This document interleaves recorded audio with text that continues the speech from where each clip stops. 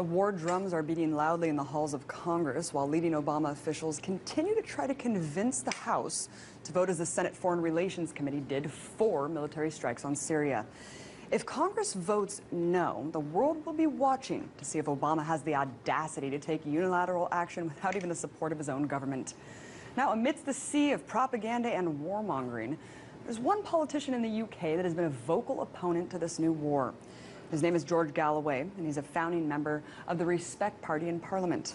Well, earlier I spoke with him about the repercussions a military strike could have on the region as well as the rest of the world. Check it out.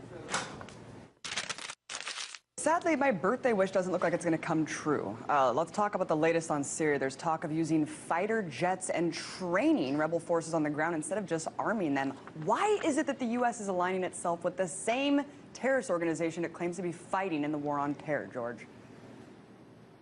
Indeed, and the relatives of those who were lost on 9/11, who were cruelly murdered in their thousands, must be asking themselves how their country ended up in bed with Al-Qaeda, and not just in bed, but arming them to the teeth, acting as their air force and their armorer and their financier. It is one of the most grotesque about faces in all history, and the people of the United States overwhelmingly oppose it, but their political leaders appear to be ready to endorse it. Behind me is the British Parliament, normally a lapdog, a poodle of American political leaders, but just the other week we revolted and stood up and said this far and no further, no war in Syria. And that too reflected overwhelmingly the popular opinion in the country. But the United States has not been stopped, even by the failure of the British to show up in another shooting war. Yeah, I mean, the hypocrisy is running really strong, George, and I was surprised to see the criminal conspirators from doctoring the Iraq intelligence in the British Parliament vote no. It made me really happy. A lot of proud moments there from the world leaders. And as we've seen unfold in Iraq post-occupation, there's now a complete civil war rife with sectarian violence. It's a complete disaster. Is it that the decision makers don't understand the religion and the region, or is it that they just don't care? I don't think religion has anything to do with it. Religions believe in the prophets, peace be upon them. Our leaders believe in the prophets and how to get a bigger piece of them. It's about domination. It's about Israel. It's about the projection of American power and the terrifying of potential rivals and competitors. In this case, principally Russia and China. I don't think that they're acting very terrified at this moment. And so the United States is in for a contested war in Syria. And that's why the congressional representatives would be wise to heed the lesson of Iraq. The United States lost thousands of soldiers and tens of thousands of wounded soldiers, maimed many of them forever, and many of them committing suicide or murdering people when they got home in the decades since. And many of them, of course, ending up on the streets, homeless and jobless. And the congressional representatives ought to beware that what will begin with a flurry of Tomahawk missiles, and how obscene is it that the United States calls its killing weapons after the people that it annihilated in order to occupy the country in the first place.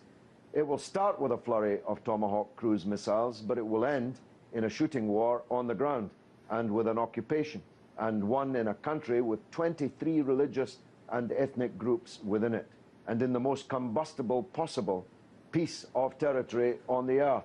The Syrian people will fight them back. Syria's friends will fight them back, and they will fight them back everywhere, not just in Syria. You know, I say it's like we're killing Syrians to show the Syrian regime that killing Syrians is wrong. I just can't wrap my head around it, George, and the stakes are very high, as you just outlined. Well, put this one in your mind, Abby. The next time you see President Obama happy clapping in a Christian church, the Al-Qaeda sacked a town called Ma'alula, which I know very well in Syria, where the people are the last people on earth still conducting their Christian services in the language of Jesus, in Aramaic.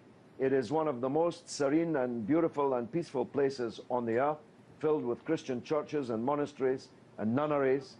And the people there were slaughtered over the last 4 days literally slaughtered, with their necks, their throats cut, their heads sawn off. The Christian churches are on fire at the hands of Al-Qaeda.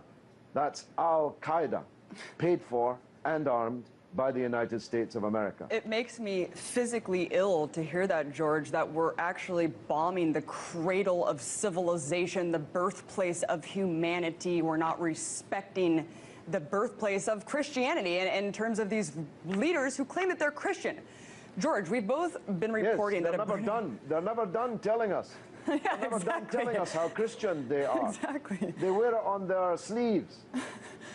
Well, you know, we've both been reporting that a British firm allegedly sold nerve gas to Syria. Let's wrap our minds around this one. 10 months after the civil war broke out. Also, the digital journal is reporting that the Saudi intelligence gave the rebels chemical weapons. Why are these insanely contradictory facts not reported on in such a serious climate of debate?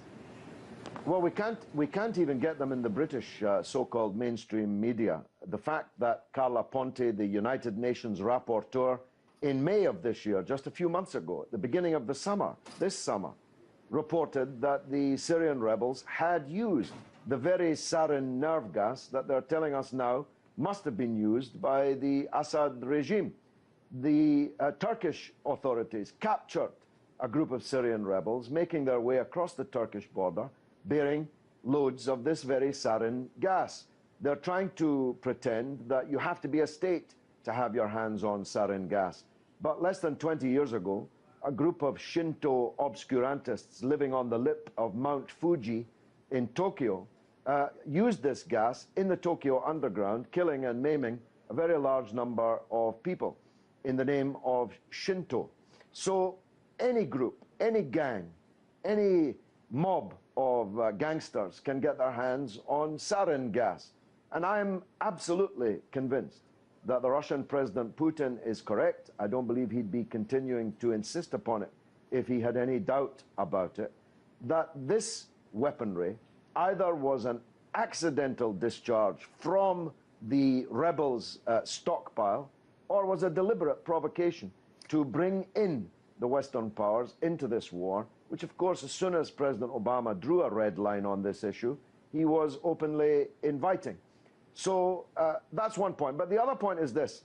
Behind me in the British Parliament in the 1920s, Winston Churchill said this upon dropping chemical weapons on Iraqi Kurds. He said, and I quote, "I don't understand what all the fuss is about, dropping gas on rebel tribesmen in the north of Iraq. We have been dropping chemical weapons on people of the so-called third world for the best part of a century.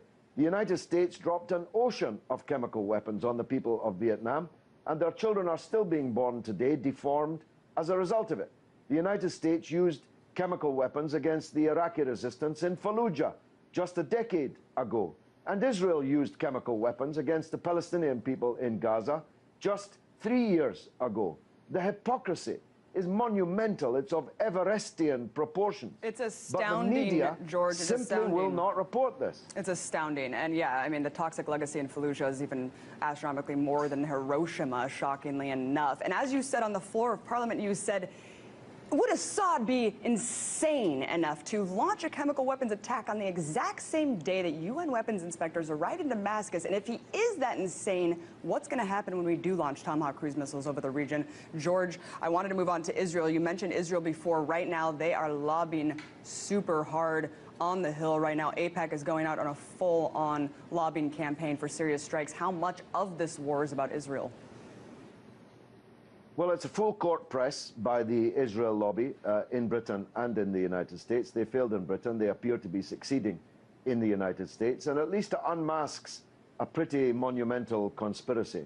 John Kerry told the world that the Arab regimes in the Persian Gulf are going to pay for this war. Israel is lobbying hard for the war and getting ready for it. So we have the most grotesque coalition ever assembled in history. Al-Qaeda, the United States, Israel, Saudi Arabia, and other Persian Gulf states. Who could have made such a scenario up? But be careful what you wish for, because I'm certain that Israel will be in this war big time and very quickly. because I'm certain that Syria and its friends will immediately turn the war, take the war to Israel in the first hours after the United States bombardment of Syria begins. Israel, presumably, will retaliate and enter the war. We'll then have an Arab-Israeli war fought on top of the oil fields and in the midst of one of the worst depressions that the developed world has ever seen. So look out for the oil price rocketing, perhaps quadrupling, as it did in 1973-74. Look out for the Straits of Hormuz being blocked and no oil moving out of the Gulf to the world. Look out for the Suez Canal being blocked and attacked. Look out for war throughout the world. There's going to be murder and mayhem throughout the world. That's what happy, clappy, Mr. Christian, Barack Obama, who just the other day was hailing the memory of Martin Luther King, is about to visit on the world.